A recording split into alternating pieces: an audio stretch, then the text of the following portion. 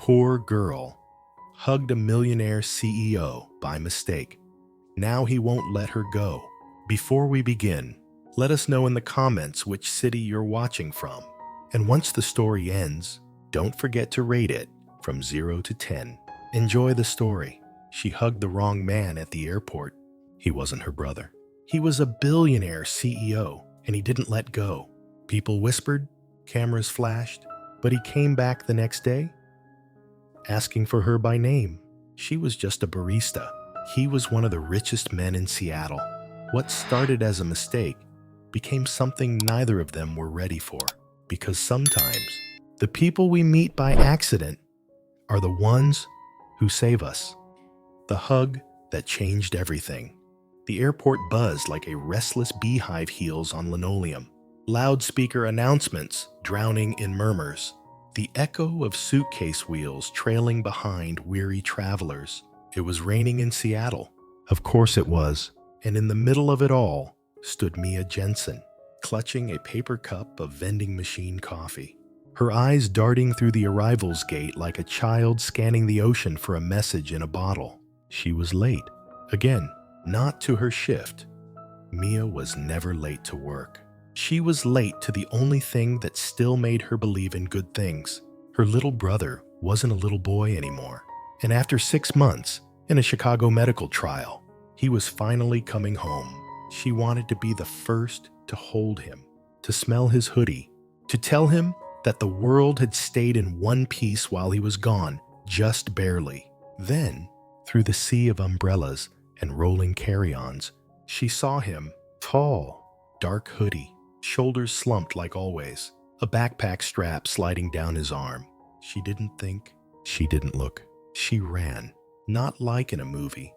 There was no slow motion, just a clumsy half sprint. Her knees bumping into a rolling suitcase and a toddler shrieking in protest as she brushed past it. She crashed into him, arms thrown around his chest, face buried into his shoulder, and she said it. "I missed you so much. You smell like hospital soap and bad coffee, God. I missed that." Silence. He didn't move, and then she felt it. Too firm, too still, too tall. And the scent that wasn't her brother, that was something far more expensive. Musk and cedar, a tailored cologne, not whatever cheap spray her brother used from the drugstore. Mia's heart dropped into her stomach. She looked up and saw a face that did not belong to her family. His eyes were a pale gray like fog on a lake just before sunrise. Cold, searching, and yet amused. He didn't look angry. He didn't even flinch. He just stared at her like she'd said something he hadn't heard in years. Then, in a voice that carried wealth and weariness like luggage, he said, "Well, that's one way to say hello." Mia jumped back so fast she nearly knocked over a business traveler dragging a cello case. "Oh my God. I hugged wrong. I thought, my brother, he's tall, and you have dark hair, and I have emotional nearsightedness." Emotional nearsightedness, he repeated, one eyebrow arching like a question mark. "It's when feelings make you stupid," she said, voice cracking like a broken headphone jack. "Look, I'm sorry. I didn't mean to invade your space, or your life, or your cologne cloud. I just never mind." She backed away, mortified. Then a security guard stepped in, tall, stoic, radio at his hip. The man she had just hugged gave him a small nod. "It's fine," he said quietly.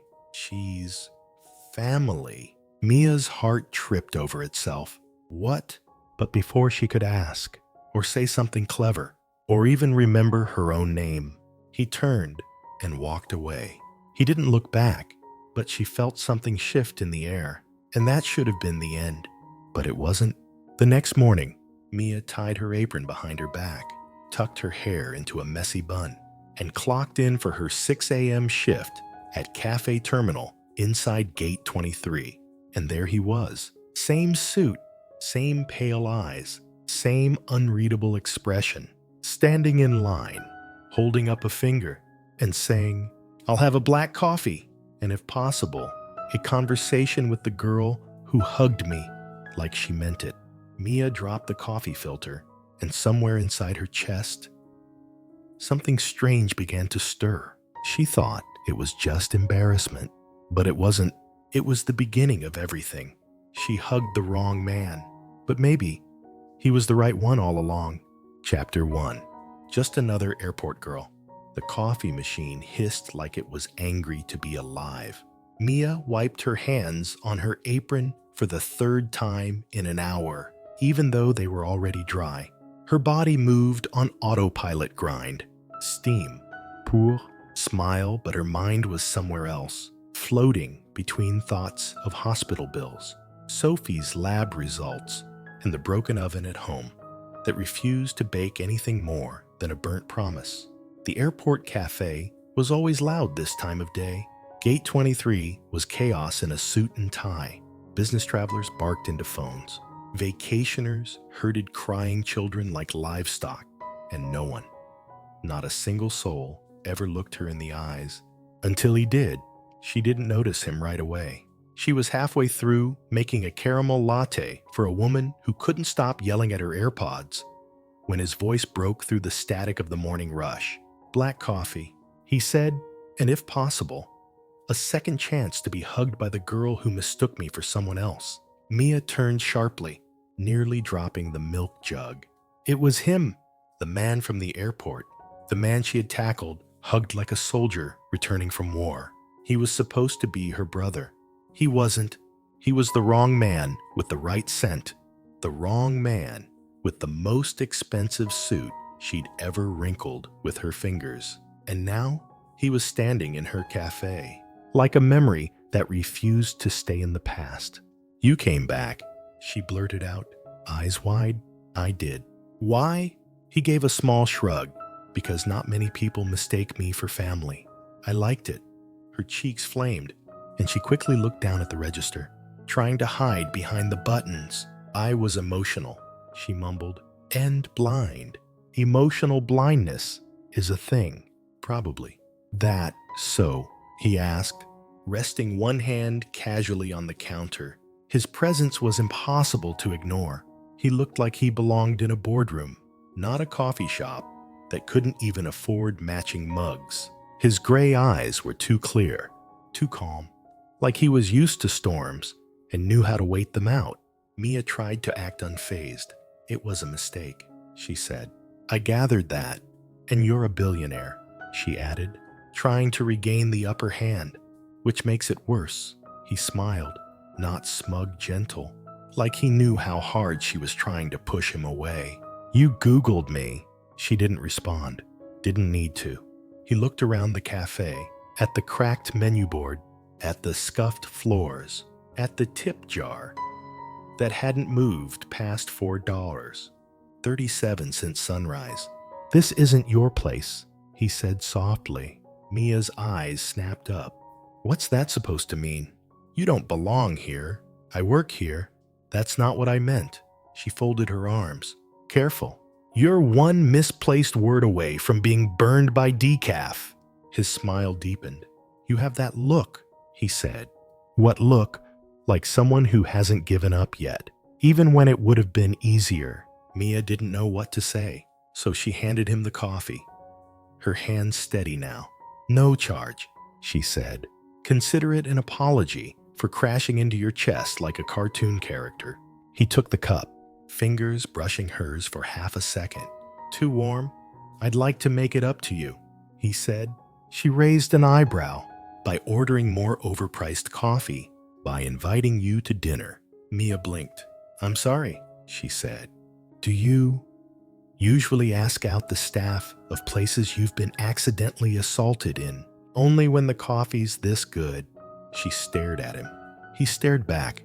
He didn't flinch, didn't back down, and something in his voice beneath the wit and polish sounded tired, like he was waiting for something or someone. "I don't date strangers," she said. "Then let me be less of one." She hesitated. Every part of her life screamed no. Her schedule, her budget, her rules. But still, She didn't say no. Lucas smiled, as if he could hear the maybe in her silence. "Tomorrow then," he said. Turning to leave, Mia watched him go. A man like him didn't belong in her world. But as the bell jingled above the cafe door, she realized something strange. She kind of hoped he'd come back, even if she didn't understand why. Chapter 2. The Man in the Suit. Mia hadn't slept much. She told herself it was the leaky faucet or Sophie's cough that kept her awake. But it wasn't. It was him, the man with storm-colored eyes, the man who wore silence like a second skin, the man who asked her to dinner like it was the most ordinary thing in the world. And maybe that's what scared her most. It wasn't. People like Lucas Reed didn't orbit people like her. Not for long. By the time her shift ended the next evening, her mind had flipped between go and don't go at least 17 times. She even Googled how to politely cancel a dinner with a billionaire without triggering a class war. Nothing helpful. So she went, not because she wanted to, because deep down, she needed to know what kind of man kept showing up in her life like a missed call from fate. The restaurant wasn't what she expected. It wasn't candlelit or dripping in chandeliers. It was simple, clean, quiet, like it was designed to soothe people who carried too much noise inside them. He was already seated when she arrived. Same tailored suit, same watch that probably cost more than her rent for 6 months. But he looked up at her like she was the richest thing in the room. "You came," he said, like he hadn't expected her to. "I almost didn't," she replied honestly. "I'm glad you did." Mia sat down, smoothing the wrinkles in her thrifted dress. She caught him watching her, not in the way men usually did, but like he was trying to memorize something soft before it vanished. She picked up the menu, eyes darting to the prices, and her heart sank. "I can't afford anything on this list," she said under her breath. "You're not paying," he said. "That's not the point." "Then what is—" She looked at him, really looked. "You're used to people saying yes because of who you are, aren't you?" He didn't answer right away. "I'm used to people saying yes because they want something," he said finally. "And you think I don't?" "I think," he said gently, "you want to run more than you want to take." She stared at him. No one had ever put it like that. The waiter appeared. Lucas didn't even glance at the menu. Mia ordered the cheapest pasta she could pronounce. They ate, talked, or rather, she talked. And he listened, really listened, about Sophie, her stubbornness, her obsession with terrible hospital food, about the restaurant her parents used to own the one that shut down after the rent spiked, about how Mia used to cook barefoot on Saturdays, pretending she was on a cooking show while her dad chopped onions beside her. Lucas didn't interrupt, not once. When he finally spoke, it was soft. "My mother left when I was 12, he said. "My father was married to the company. I got my first suit at 13, my first meeting at 14. I haven't cooked a meal in my own kitchen since college." Mia tilted her head. "Why are you telling me this?" "Because," he said quietly, "it's been a long time since someone asked me anything that wasn't tied to a paycheck." She sat back in her chair, unsure how to respond. And then he added, almost to himself, "You didn't ask me for anything." "No," she said, "I didn't." They walked out together after dinner. The air was cool, the sidewalk slick with earlier rain. He offered her his jacket, and she refused, so he draped it over her shoulders anyway. "You're stubborn," he said. "You're rich," she countered. He smiled. "So, we're even." She laughed. She hated that she did. But it came out real and surprised her as much as him. At the end of the block, she turned to him. "This doesn't make sense," she said. "You and me. I'm not asking for cents."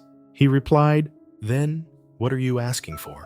He paused, then said, "Time." A beat passed. Then she asked the only thing that mattered. "Why me?" He looked at her like it hurt to answer. "Because you hugged me before you knew who I was. And for the first time in a very long time, I felt like a person instead of a position.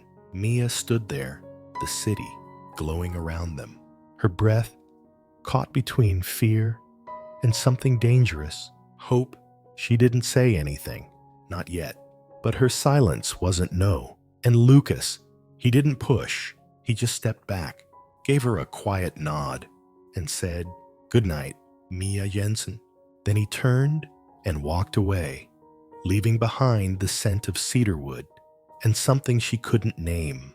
But whatever it was, it stayed with her long after he was gone. Chapter 3. The Kitchen Deal.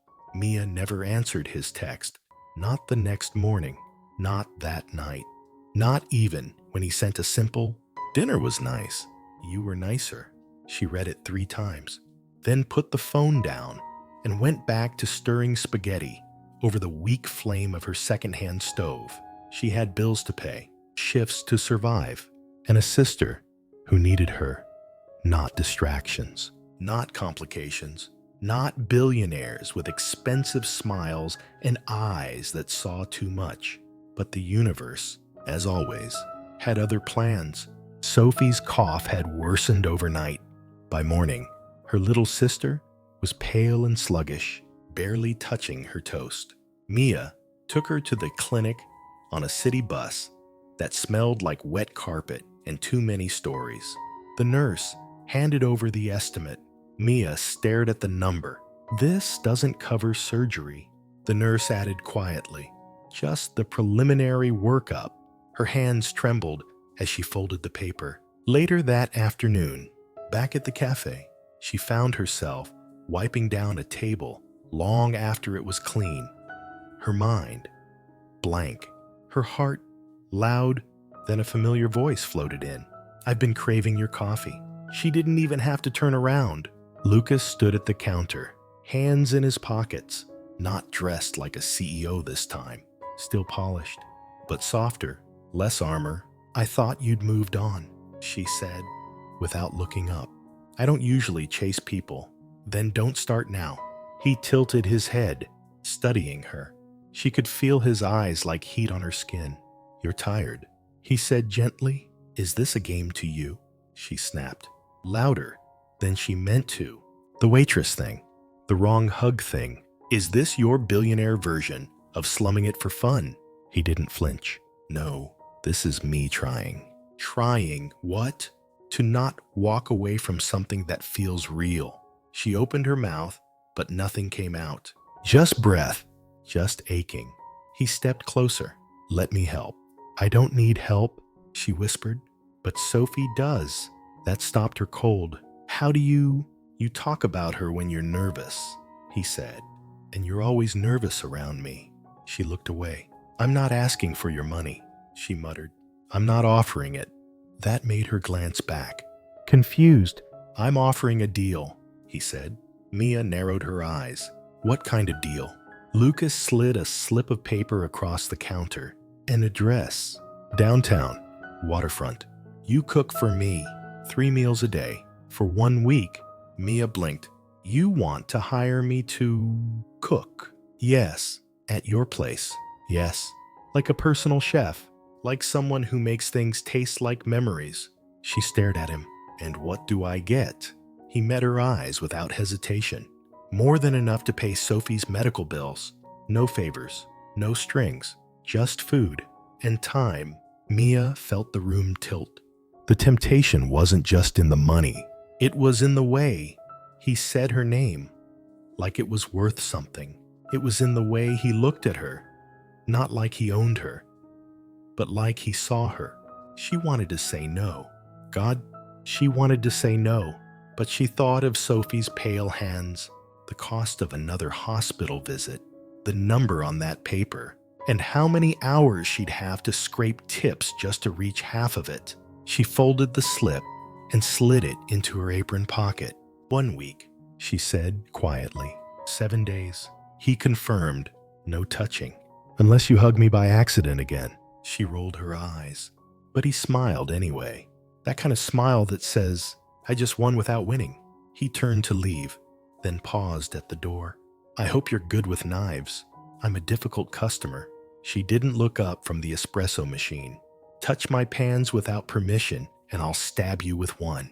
He laughed as he walked out, and Mia realized she was in trouble, not because of the deal, but because, for the first time in a long time, she didn't want to walk away. Chapter 4. The girl who asked nothing. Mia arrived at his building just after 7. The address had seemed fake at first, like something off the side of a shopping bag or printed on designer cologne. But there it was, a glass tower kissed by fog, with marble steps and security guards who looked like they could bench press a car. She almost didn't go in, but then she thought of Sophie in that hospital bed, pale and brave. So she took a breath, squared her shoulders, and walked through the front doors like she belonged. The doorman blinked when she said Lucas's name. Then he pressed a button. Top floor? Of course it was.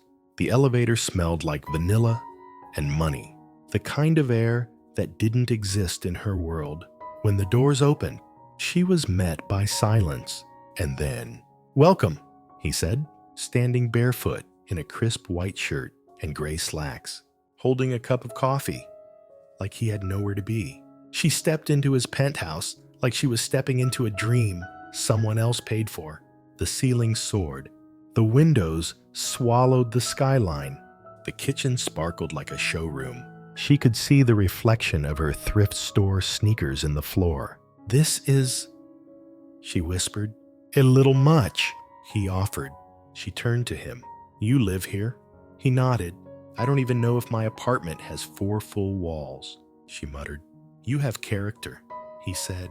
"I have water damage," she replied. He grinned. "So, are you going to cook for me or critique my countertop selection?"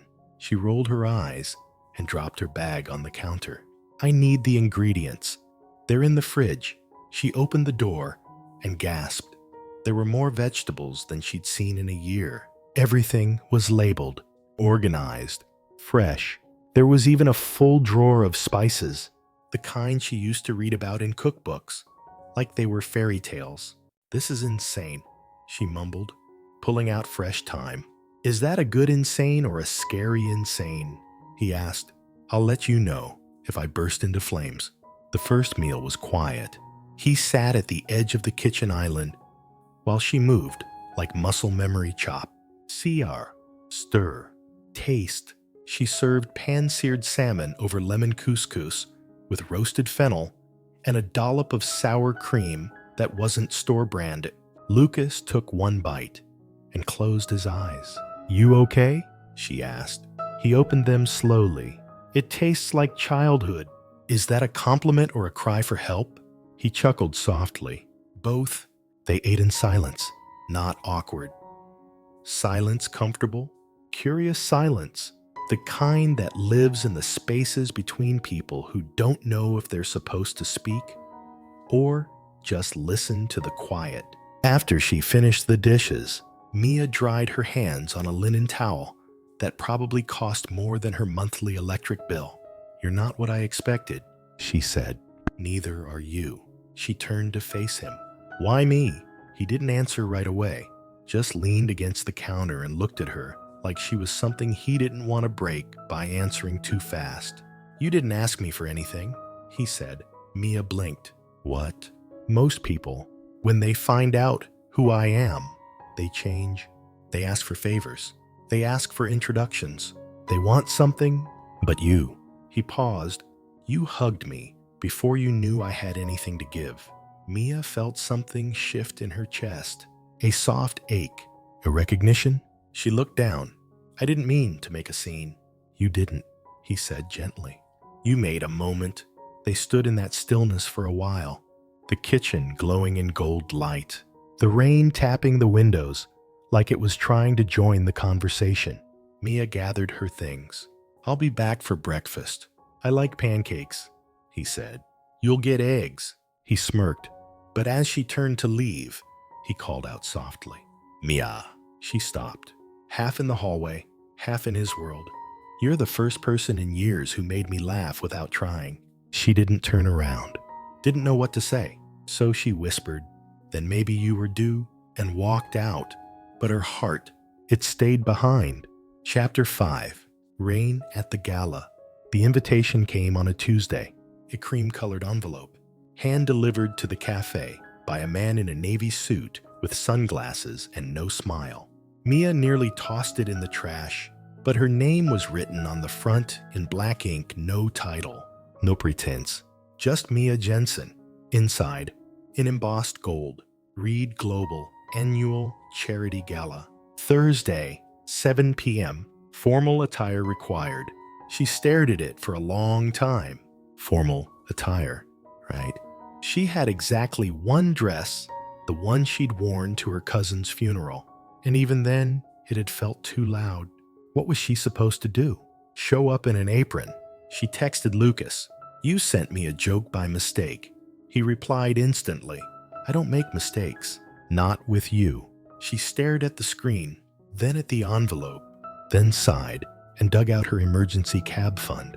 At a second-hand boutique, tucked between a vape shop and a payday loan center, she found it. A navy blue gown, slightly frayed at the hem, with a neckline that whispered instead of screamed.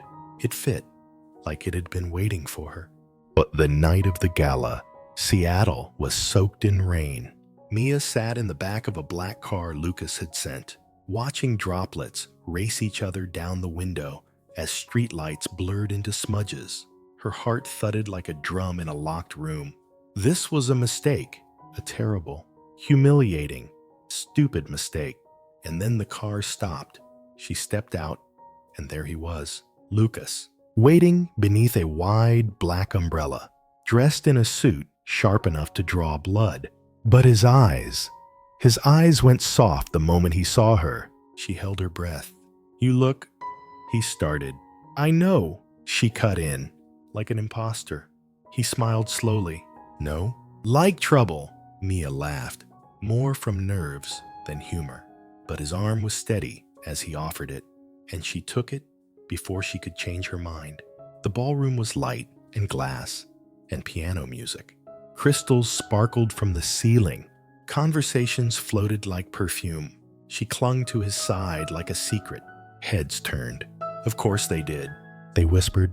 They looked her up and down, measured her against women in dresses with names like Dior and Givenchy. One woman's gaze lingered longer, tall, blonde.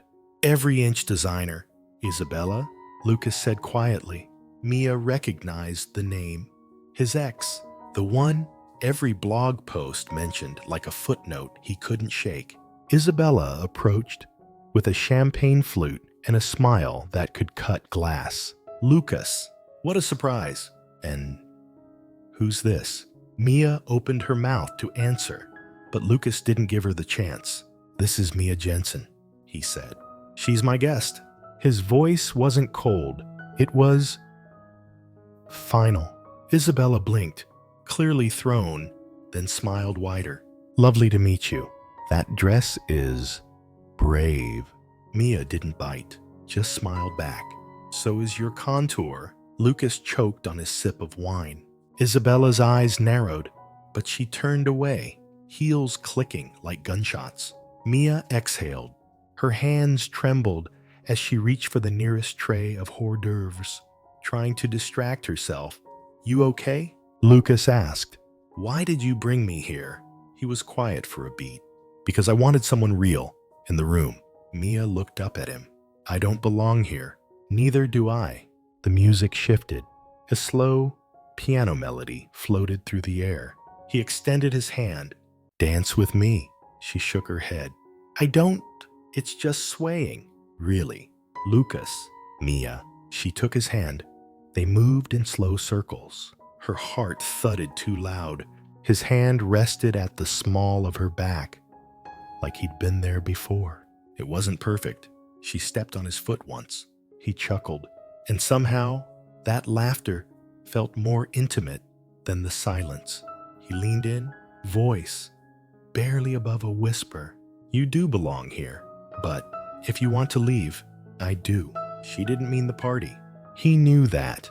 They stepped outside into the courtyard. The rain had softened to a mist, catching in her hair, kissing her skin. He took off his jacket and draped it over her shoulders. Still brave, he murmured. She turned to him, her voice barely steady. You don't even know me.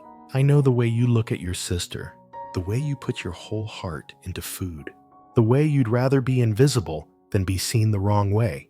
He took a step closer, and I know I haven't stopped thinking about you since the moment you crashed into my life. Mia felt her breath catch.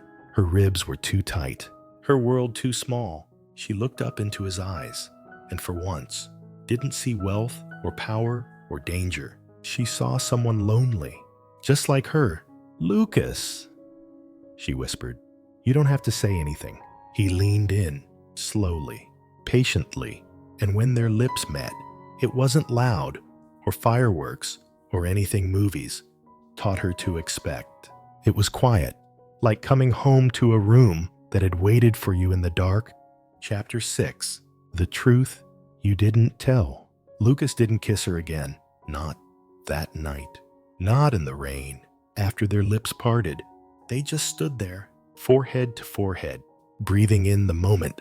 He didn't ask her to stay. She didn't ask him to explain the look in his eyes that said he was afraid not of her, but of how much he wanted her. When the driver pulled up, she climbed into the car without a word. He closed the door gently, and she watched him disappear in the rearview mirror like a man who had finally started to hope and didn't know if he should. The next morning, Mia made him scrambled eggs with rosemary and goat cheese. Lucas didn't say much, just sat at the counter, watching her move. His tie was undone. His eyes looked like they hadn't slept, but when she slid the plate toward him, he smiled. You're dangerous, he said quietly. Because I cook with too much butter. Because I could get used to this. Mia didn't answer. She didn't know how. That afternoon, Sophie had a doctor's appointment. The cough was back, sharper than before. Mia rushed across town between shifts, holding her sister's hand as the nurse checked vitals, drew blood, said words like progressing quicker than we'd like. When the doctor stepped out, Sophie turned to her. You look tired, she whispered. That's my superpower, Mia replied. You should have one that doesn't make you sad. Mia blinked hard, then leaned over and kissed Sophie's forehead. I'm okay. But is it him? Sophie asked. The one with the quiet eyes. Mia froze. You remember him? Sophie nodded. I liked him. He looked at you like you weren't invisible. That night, Mia stayed late at Lucas's apartment. She made chicken pot pie from scratch. Lucas helped roll the dough. Badly. There was flour in his hair, butter on his cufflinks, and laughter between them. It almost felt like normal, like something real, until she opened his bookshelf cabinet looking for a baking tray and saw it. A file, a thick, bound folder with a logo she hadn't seen in years. Claremont Acquisitions, the company that had bought out her family's diner 5 years ago. The deal that bankrupted them, that left her parents shattered, and their home full of silence and debt. Her hands froze. She opened the folder, skimmed dates, names, property transfers, and there it was. A signature. Lucas Reed, CEO, acquired Claremont and all its portfolio assets, including Jensen's Diner. Mia dropped the file like it burned her. Her breath came in short, sharp bursts. Her chest tightened. He knew. He had known. She stood in the middle of his pristine kitchen, fists clenched at her sides, trying to remember how to stay still when all she wanted to do was run. Lucas walked in seconds later, drying his hands on a towel. He stopped when he saw her face. Mia, she turned, shaking. Did you know? His jaw tensed. Know what? She held up the file. My family's diner. My parents. Our entire life. You took it. He looked at the folder and then at her. Mia, I didn't know it was yours, but it was your company. It was part of an acquisition deal. I didn't handle every property. That place was our home, she snapped. It's where my dad taught me to cook, where my mom sang with a cigarette in her teeth. It's where Sophie learned to walk. Lucas stepped closer. Mia, I swear, I didn't know. But you found out, she whispered. You found out and didn't tell me. Silence, long and loud. I didn't know how, he said softly. She laughed bitter and short. You mean you didn't want to break the fantasy? He didn't answer. You let me think this was fate, she said. Some miracle. But really, I've been cooking in the kitchen of the man who took away the only place that ever felt like mine. I didn't take it from you. It feels like you did.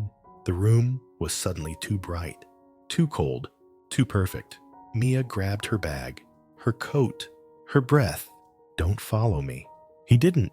Not because he didn't want to, but because she said it in a way that sounded like goodbye. Outside, the rain was soft again. It always was when something ended. She walked fast, not because she was in a hurry, but because if she stopped, she might break apart in the middle of the sidewalk. She kept seeing his face in her mind, not the smirker, not the suit, but the man at the counter who said her name, like it mattered, and all she could think was, why didn't he tell me? Chapter 7. Letters never sent.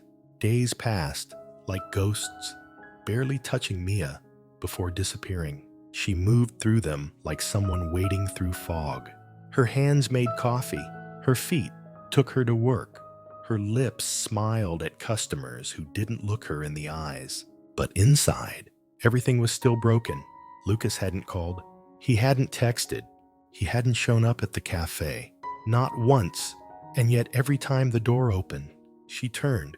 Every time a man in a suit stood near the counter, her breath caught like a trick. She hated herself for that. She hated that she missed him. She hated that missing him didn't make the betrayal less real. She hated that it made it worse. One afternoon, she came home to find a plain envelope slipped under her apartment door. No name, no return address, just her name, written in all caps. MIA. She opened it slowly, expecting some legal nonsense, or perhaps one last message she didn't want to read. But it wasn't from a lawyer. It wasn't even meant to be read. It was a letter, folded, unsent. The top line read, "This is what I never said." Her heart skipped. The handwriting was his. She sank onto the couch and began to read. You once asked me why I kept coming back. I told you it was the coffee. That was a lie. It was you. I didn't know who you were at first. Just a girl who hugged me like I was human. You have no idea what that did to me. I didn't tell you about the diner because I was ashamed, not because I wanted to hurt you. I knew what it meant to you. I saw it in your eyes every time you talked about the past. You think I'm strong? You called me untouchable once, but the truth is, you touched something in me I didn't know I still had. I didn't want to lose that, so I stayed silent. I hoped maybe we could be something before the truth ruined it. And I was wrong. If you never speak to me again, I'll understand. But you should know, you changed everything. And I'm not the man who walked into your cafe anymore. Not since there was no signature, just a postscript. I'll never send this, but I needed to write it down because you deserve the truth, even if I was too much of a coward to say it out loud. Mia stared at the letter for a long time. It was raw, unpolished. Not the voice of a CEO who conquered boardrooms and commanded empires. It was a man, alone, regretful, honest. And somehow, that hurt more than if he'd said nothing at all. That night, she sat on her bed, the letter in her lap, the lights off. Sophie stirred in the next room, her breathing soft and steady. The only sound was the rain against the window. Mia whispered into the dark. Why didn't you tell me then? She didn't expect an answer, but the silence that followed felt heavier than usual. Like, maybe he had already said what he could, and now the rest was up to her. Chapter 8. Emergency room at midnight. The phone rang just past midnight. Mia woke instantly. not with grogginess, with dread. It was the kind of ring that didn't ask for permission, the kind that already knew something was wrong. Sophie's doctor was on the other end. His voice was calm, too calm. "There's been a turn," he said. "She's stable, but her kidney function is deteriorating faster than we projected. We need to act now." Mia didn't say anything. She couldn't. 27 minutes later, she was at the hospital, standing in a hallway that smelled like bleach and panic. Her chest heaved, her hands shook, her body moved, but her mind was somewhere else, lost between machines and memories and what-ifs. She looked through the glass and saw Sophie asleep in the hospital bed, pale, hooked to wires. Still so small, even at 12, a nurse approached. "We'll need to begin the surgical prep by morning. Your insurance will only cover a portion." She paused. "Gently, we'll need an upfront deposit." Mia nodded slowly. "How much?" The number hit harder than any heartbreak ever could. She couldn't finish the sentence. The nurse gave her a sympathetic look, touched her arm, and walked away. Mia sat down in a chair near the vending machine and buried her face in her hands. She didn't cry, not at first, but the tears came, quiet and full, soaking her palms. She had nothing left to sell, nothing left to promise. She couldn't even afford to save the only person who made her feel like she mattered. Her phone sat in her pocket like a weight. She didn't want to call him. She didn't want his help. She didn't want more debt, more guilt, more confusion. But she wanted Sophie to live, and love, when it's real, doesn't wait for pride to speak first. Her fingers moved before she could argue with herself. He answered on the second ring. "Mia." His voice was low, tight. She hadn't realized until that moment how much she missed hearing it. But hers broke before she could form the words. "Sophie, she needs—" "I don't have." That was all it took. "I'm on my way," he said. He arrived 15 minutes later. No driver, no coat, no questions. He walked in like a storm had summoned him and found her in the hallway. Small and crumbling, Mia stood, unsure of what to say, but he didn't ask her to speak. He just pulled her in and held her, and for the first time in days, she let him, not because it fixed anything, but because it kept her from falling. The hospital asked for signatures. He gave them. They asked for payment. He didn't blink. Mia watched in silence as he handled everything calmly, efficiently, without making her feel smaller than the problem. When it was done, he returned to her. She didn't thank him, not with words, but she looked at him. Eyes rimmed red, heart cracked wide, and he nodded. "You don't owe me anything," he said. "You didn't have to come," she whispered. "But I did," he replied, "because I don't know how to be the man I want to be if I don't show up for you." They sat together in the waiting room through the night. No more walls, no more lies, just silence, breath, waiting. At dawn, the surgeon came out. He looked tired, but smiled. "She's going to be okay." Mia collapsed into the nearest chair, her breath caught in her throat, her hands trembling. She didn't realize she was crying until Lucas reached over and took her hand. She didn't pull away. She didn't argue. She just leaned her head against his shoulder and said, "Thank you." They didn't kiss. They didn't make promises. But when she finally closed her eyes just for a moment and felt his arm wrap around her, she realized something. This wasn't weakness. It was love. The kind that shows up at midnight. The kind that waits outside operating rooms. The kind that says, "I'll be here, no matter what it costs." Chapter 9. The Keys to the Diner. Sophie was sleeping soundly, her breathing even, her hands warm. The hospital room buzzed with a soft rhythm.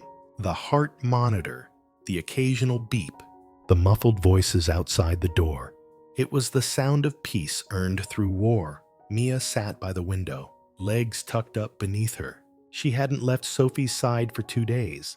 She'd changed her clothes once, showered in the nurse's locker room, eaten half a granola bar, and yet she felt stronger because Sophie was okay. And Lucas, he hadn't left either. He didn't try to fix things with grand gestures or apologies. He simply stayed, holding her coffee at dawn, talking to the nurses, taking quiet phone calls in the hallway, but always coming back. Mia hadn't said much since the surgery. Part of her was afraid of what might spill out. Part of her didn't know how to say thank you without saying, I still love you. But Lucas never pushed.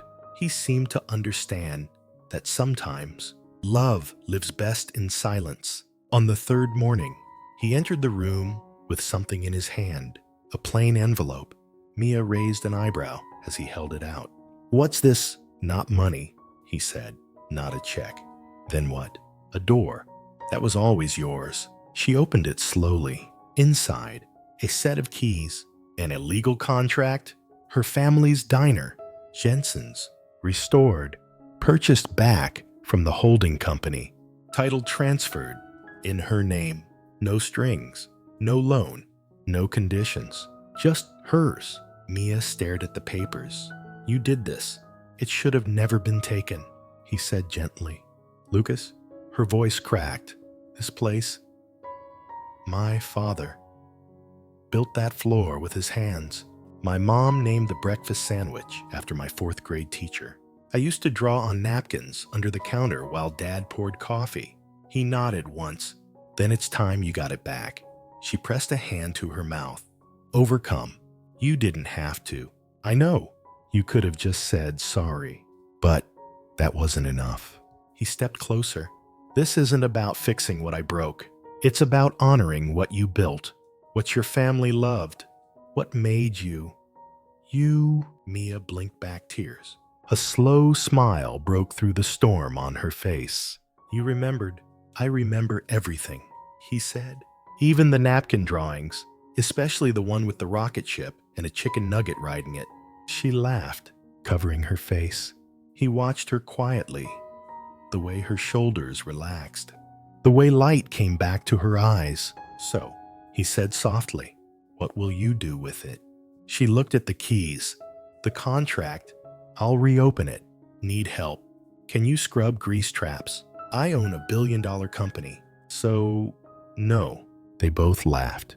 And in that moment, it wasn't about money or pain or who took what. It was about home. Later that day, she drove to the old diner alone. It hadn't changed much. The windows were dusty. The sign had lost a letter. But when she stepped inside, the air still smelled like memory, like cinnamon, like floor wax, like 1,000 Saturday mornings. She walked to the center of the room, the sun pouring through the front glass, and whispered, I'm back. No one was there to hear it, except maybe her father, maybe her mother, maybe the version of herself who still believed in second chances. And then she looked down at the keys in her hand and thought of Lucas, of all the ways he could have tried to win her back, and instead gave her the one thing she didn't even know how to ask for, her beginning, her name on the deed, not as his, not as someone saved, but as someone seen. Chapter 10, The Proposal Under Rainlight. The diner opened 2 weeks later. The floors still creaked, the counter still leaned left, and the coffee machine sputtered like it had a grudge against mornings. But it was perfect, because Mia was home. Sophie sat at her favorite booth with a book, wrapped in a knit blanket and sipping hot cocoa. The community came slowly, then all at once. Old neighbors, regulars from years ago, nurses from Sophie's hospital ward, even a newspaper reporter, curious about the girl who got her diner back. They asked how she did it. She smiled and said, family. But she thought of Lucas and everything he never asked for in return. He hadn't shown up for the grand opening. No text, no flowers, no quiet knock on the door. And part of her was relieved because she needed this to be hers first. Not his gift, not his redemption, hers. But on the 6th night, Just after close, as she turned the last chair upside down onto a table and dimmed the front lights, she heard it. The bell above the door, and there he was, in the doorway, holding a bouquet of daisies, slightly crushed, like he'd carried them for hours, and never stopped once to check if they were still beautiful. "Hey," he said. "Hey." He took a breath. "I didn't want to come until it felt like yours again. It always was mine. I just forgot to respect that." She walked toward him, slow, careful. The air was thick with memory, with everything they hadn't said since the night in the hospital. "You okay?" she asked. "I'm not sure I'll ever be the version of myself you deserve," he said, "but I know I'll spend every day trying." Then he reached into his coat pocket and pulled out a small black box. Her breath caught. "Lucas, you don't have to say yes." "Then why ask?" "Because even if the answer is no, I want you to know I chose you." In the chaos, in the silence, in the place where people don't always stay. He opened the box. The ring wasn't massive. It wasn't loud. It was simple, timeless, a silver band, shaped like a soft echo of everything they'd survived. "Mia Jensen," he said, voice steady but soft. "You once hugged me by mistake, but I think that moment was the only one in my life that ever felt exactly right. Will you marry me?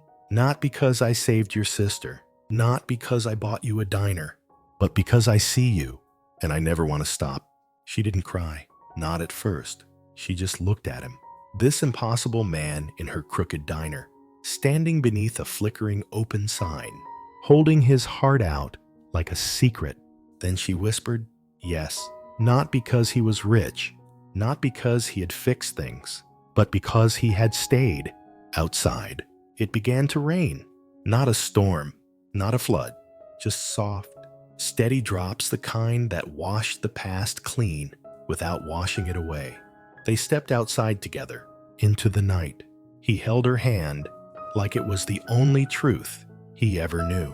And beneath the streetlight, in the quiet glow of their small world, he kissed her. This time, she kissed him back with everything. Not because she needed saving, but because they had both finally found the one place they didn't have to hide. The girl who hugged first. They still laugh about it sometimes. About that hug at the airport. The mistake that wasn't a mistake. The girl who leapt into a stranger's arms and accidentally found her future. Because in a world where everyone wants to be chosen for who they pretend to be, she was chosen for who she already was. Not polished, not perfect, just real. The diner is full most mornings now. Sophie helps take orders after school. There's always a flower on every table. Sometimes daisies. Sometimes whatever Lucas finds at the corner market on his way in. They still argue. They still get quiet. But they never walk away. Because what they've built isn't just love. It's home. So if you've ever made a mistake that led you somewhere beautiful, if you've ever loved someone who didn't show up at first, but came through when it mattered most, or if you're still waiting for a sign, maybe this is it. You hugged the wrong man, but the right one never let go. And maybe love finds us exactly that way, not in perfection, but in the places we least expect, under Rainlight, in silence, and in kitchens where healing begins. What did you think of this story? Share your thoughts in the comments below. Rate it from 0 to 10. Don't forget to subscribe and hit the bell so you never miss a story. And stay tuned. More powerful stories are waiting for you right here. If this story stayed with you, the next one goes even deeper. Feel free to share it with someone who still believes in second chances. And maybe, just maybe, subscribe for more stories that whisper to the heart. See you in the next videos, always.